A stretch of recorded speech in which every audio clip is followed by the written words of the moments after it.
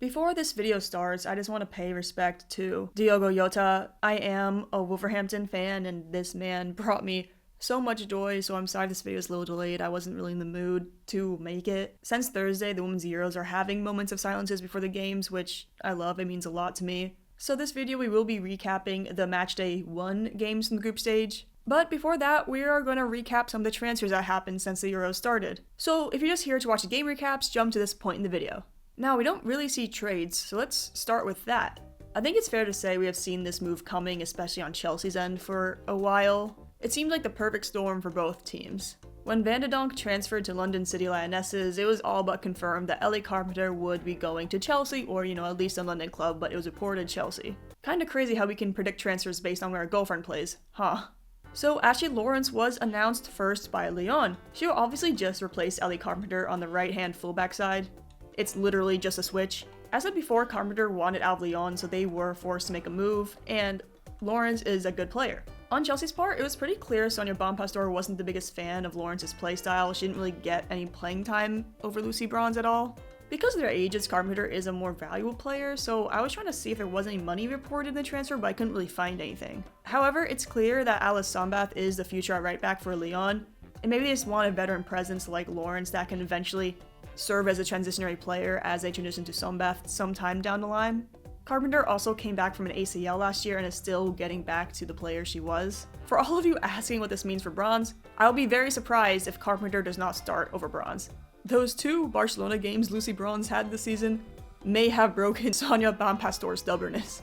At least hopefully. This is also a good move for Lawrence. She'll get way more playing time with Lyon than she was with Chelsea. Remember, she played for PSG between 2017 and 23, so she is returning to France. Lawrence is also an attack-minded fullback, which means she does mesh well with Lyon's plans. I think she will be a better scheme fit for Lyon than Chelsea also. In other transfer news, Wolfsburg are getting to work. Earlier, they signed Barcelona youngster Judith Puyos, who is a 20-year-old left-back.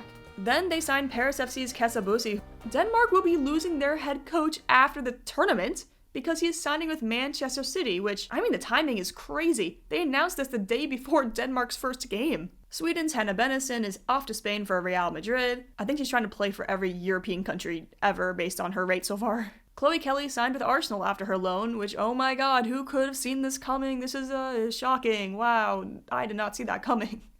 Sorry.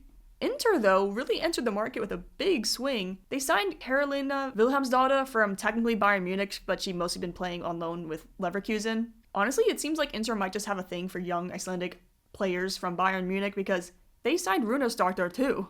They are, of course, playing the Euros with Iceland right now. Also, Anna Borges committed the cardinal sin. What? That's not something you can do. Ain't no fucking way. What is going on at Leicester, bro? How are you losing your captain to Como? Meanwhile, Lyon have been killing it this transfer window. It has been reported that they have won the Lily Johannes sweepstakes. Huh? What's that?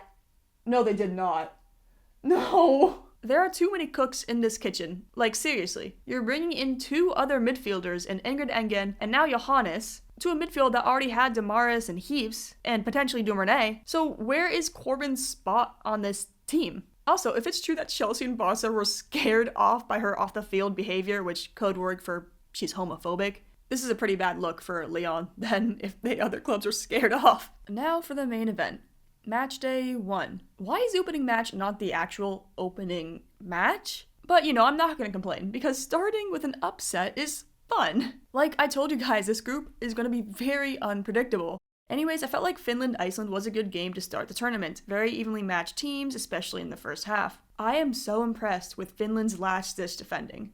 Iceland had chances, but Finland were up to the challenge. Look at this defense. Koivisto's save in the 39th minute was beautiful. Liverpool fans going through it. I honestly have no idea how Iceland did not actually score in this game. Like, look at this. On Iceland's side, though, losing Vikasdotter was horrible. Then, after halftime, Hildur Antonsdottir got 2 yellow cards, so she was sent off. At first, it was confusing about what she was sent off for, but it does seem like she did stamp on Sumaman. It can seem pretty wishy-washy, but she was already cautioned. So overall, it was just a very slippery slope for Iceland, and Finland took advantage, having an extra man, and scored in the 70th minute, courtesy of Katarina Kosola and Evelina Sumaman. Kossola was looking dangerous the whole match. Even at halftime, you felt a goal was coming for her. Runestarter did the best she could during that game. One of the takeaways I have for Iceland is that they're relying way too much on Jonsdottir. It feels like she's carrying the brunt of the offense by herself. Most of the chances came from her and unfortunately died with her, which Iceland have to adjust to, get other players involved. These long throw-ins, though, are going to absolutely fuck up Norway. So Finland get the 3 points and all eyes turn to the kind of opening game, the hosts Switzerland versus Norway. And this is one of the craziest games I have ever watched, oh my god. Norway may have won, but make no mistake, Switzerland played miles better. In the press conference for the game, Gemma Granger said sometimes you have to make your own luck, and boy was that this game for Norway. Look at the momentum. Look at it. You think hearing Ingrid S. sing that anthem beautifully would wake something up in Norway, but no, they played mid. Switzerland was a threat off the bat. Norway allowed them way too much space on the left, and Norway was doing what they always do. Not finish their chances. Noel Martz was crucial on defense for Switzerland, making some great tackles. Switzerland was dominating possession because Norway can't string together a single pass. And they were rewarded for this in the 28th minute by a great effort from Alessia Russo, Nadine Riesen. I gotta stop doing that. At halftime, the only good players from Norway were Ingrid Engen and Maren Mjelde, which is something I did not think I would be saying. But if Norway are underperformers, then Switzerland is their little prodigy. After halftime, Maren Mjelde turned back the clock. Oh my god, it's like Thiago Silva situation. Even when all seemed lost, Ada Hegerberg made a great run into the danger zone on a corner and headed in a rocket. I mean, she just flew in there. That really turned the game around. Because 4 minutes later, Norway forced an own goal that just was not good on the Swiss' part. Bad almost went to worse in the 67th minute when Rutler committed a handball in the box. So Reiten will obviously take this penalty. Wait, why does Ada have the ball? This should still be okay, right? Oh my god. Then, literally a second later, the ref gives Switzerland a pen on a tackle by Harvikin, who literally just entered the game. Norway pleaded for VAR because look, this was not a penalty. But Switzerland ended up being called for offsides in the end. As expected, Leo Walti was fantastic for Switzerland, even taking shots, which, we don't see that much. So Norway does escape the host country with a win, but there is so much work to be done with both teams, oh my god. Tuva Hansen and Engen played hero ball at the end with some amazing last-ditch tackles for Norway. Again, Norway's problem is the offense. Unfortunately, the next day wasn't as chaotic. Although Belgium and Italy game only had a 1-0 scoreline, both teams were threatening the entire game. I'm actually very surprised only one goal was scored. My takeaway from the game for Belgium is that they need at least one more Tessa Williert to score. Like, they need a Willer at the end of Williert's crosses. I think overall in the end, Italy were just a little bit more technical. Ariana Caruso's goal was just, so good. And it hurts for Lichtfest because she had a good game for Belgium. In the future, Italy need much more from Cantore if they want a chance past the group stage if they qualify. Even though it's not the result Belgium needs, they were there the whole game, they played well, but unfortunately in order to qualify for the group stage, this was by far their most important game. Huge for Italy, they'll probably beat Portugal next game, then it will most likely be over for Belgium. Portugal versus Spain was obviously a very emotional game. Jessica Silva was crying after the match because of Jota. It got very ugly pretty quickly though for Portugal as Esther scored before the 2-minute mark. Before I go further though, Kata Cole was not in the starting lineup for an undisclosed sickness. Not meningitis, don't worry. So we will see if we get her back. So we will see if they do get her back, but Nanclares did her job very well.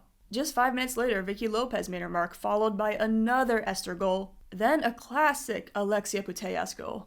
Remember, just 3 years ago, she tore her ACL right before the 2022 Euros, so seeing her score was obviously pretty incredible. 4-0 at halftime, Portugal's main issue was Jessica Silva being completely isolated. She kept trying and trying, but the support wasn't there from the midfielders. That is the danger of playing in a back five. To make it worse, Cristina Martin Prieto scored an added time, who plays in Portugal. Portugal still have a chance after this though. Their next game is against Italy, and Italy didn't look perfect, but it's going to be a tough game considering Portugal's form. They'll probably go down because of their form. Portugal do have to rethink their attack. Oh my god, we are getting the Pernille Harder Magdalena Eriksson derby. Wait, no, come back! From the first 2 minutes, it was clear that Engdahl was on something else. I mean, she is in great form right now. The game started out quick, end-to-end action. In the 7th minute, VAR checked to see a potential handball against Sweden, but ruled that it wasn't. Was it a pen?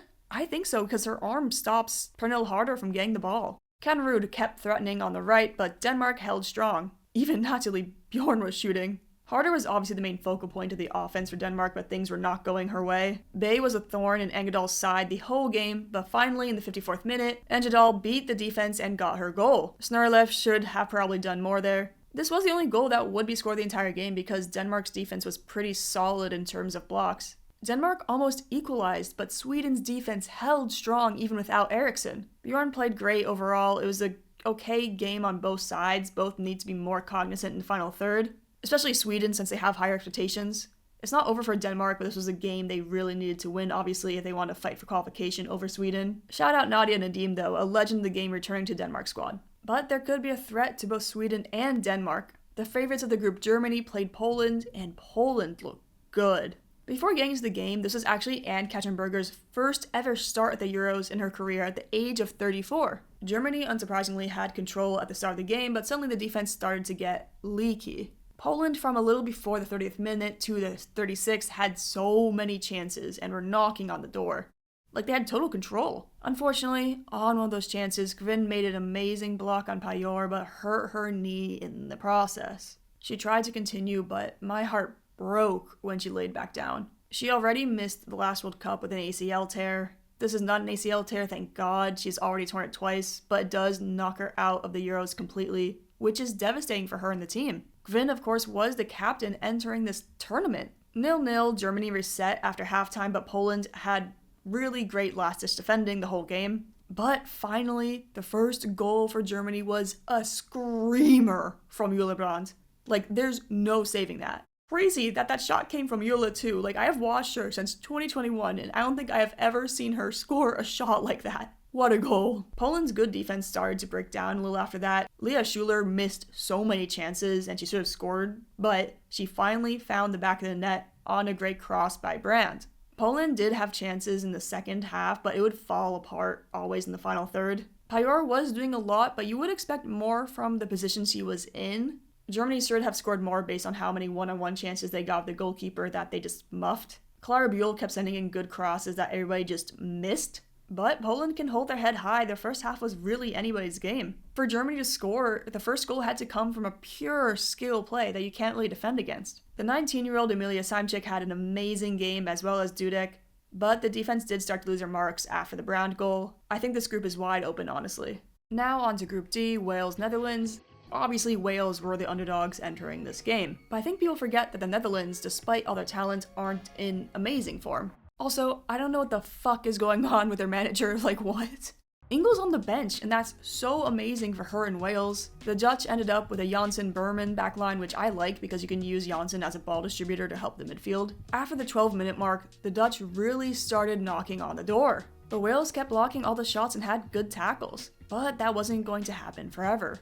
In added time of the first half, Minima finally broke the dam after her slow start to the game and scored her 100th international goal, 100. The Dutch continued their momentum into the second half. The Welsh defense was giving all the time in the world to the Dutch attackers, which you can't do, allowing Van de Donk to find Palova for 2-0. Esme Brooks scored 9 minutes later to make it 3-0. I don't think people understand how hard this finish is. Like, we have seen so many players this tournament alone be in this position and scuff it. The game was over. The Dutch started changing into more defensive look. Berendsen had a last-second chance with a great finish, but was offside. The Welsh had a hard task against this loaded Dutch team, but there were moments where they could have and should have done better. There just isn't much bite in their attack. And Gerard James carried the team.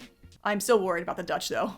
Now for the biggest game of the week, the reigning champions England and France.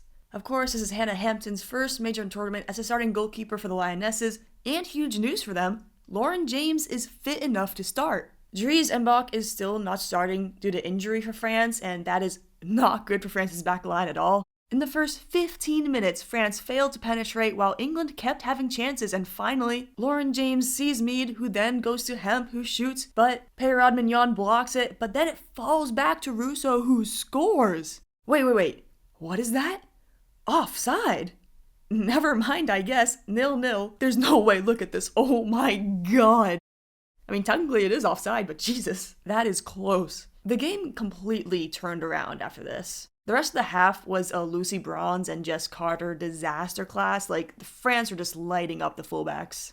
Sakina Kachauri almost took advantage of Bronze never tracking back. This would have been a crazy goal. Bronze needs to stop getting so far out in the offense. Oh my god. France had a great chance in the 32nd minute, but Hampton made a fantastic save. She made good saves, great saves all game. Don't let the scoreline fool you. And I'm eating my words from my last video. De Almeida is playing very, very well. But also that's in part because Cascarino is really taking away Carter from this game. And because of that, Katoto strikes first as it kept exploiting that right side. Great interception, then passed by De Almeida. Precision pass by Cascarino, gets past Williamson, who backs off for a second. Easy finish for Katoto.